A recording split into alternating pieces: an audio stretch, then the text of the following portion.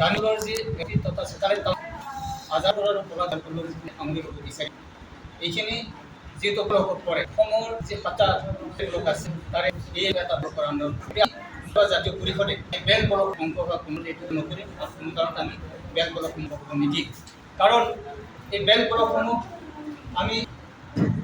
আমি দাবী যি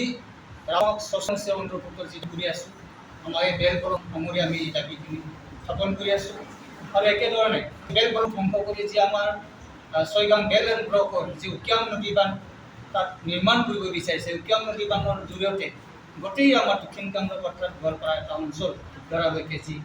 মানে ইয়াক বিঘ্নিত কৰিব বিচাৰিছে ইয়াক আমি কোনো কাৰণে সহ্য কৰা নাই কাৰণ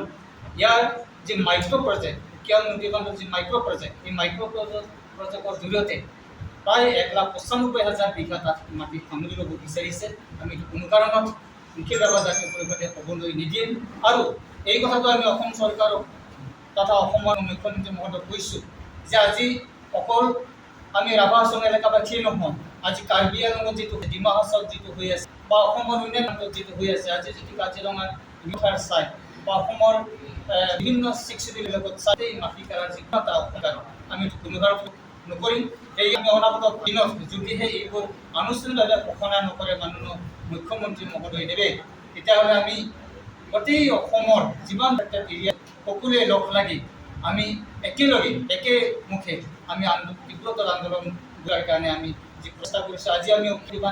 আজি ৰাণী অঞ্চলৰ যি ক্ষতিগ্ৰস্ত ৰাইজ আমাৰ লগত আগবাঢ়ি আহিছে আপোনালোকে মাতৃ পৰিকল্পনা কৰিছোঁ তাৰ লগে লগে অসমৰ প্ৰতিটো অঞ্চলত যিবোৰ জনজাতীয় এলেকা খিলঞ্জীয়া জনগোষ্ঠীৰ যিবিলাক এফেক্টেড হৈছে অসমৰ আমি প্ৰত্যেকে লোক একেলগে এটা আন্দোলন খাৰা কৰাৰ কাৰণে আমি প্ৰস্তুত থাকিম যদিহে আনুষ্ঠানিকভাৱে এইসমূহ বাতিল নকৰে আৰু আপুনি জনজাতি এলেকাৰ বেল ব্লকৰ মাটি কাঢ়া আঁতৰি আহক আমি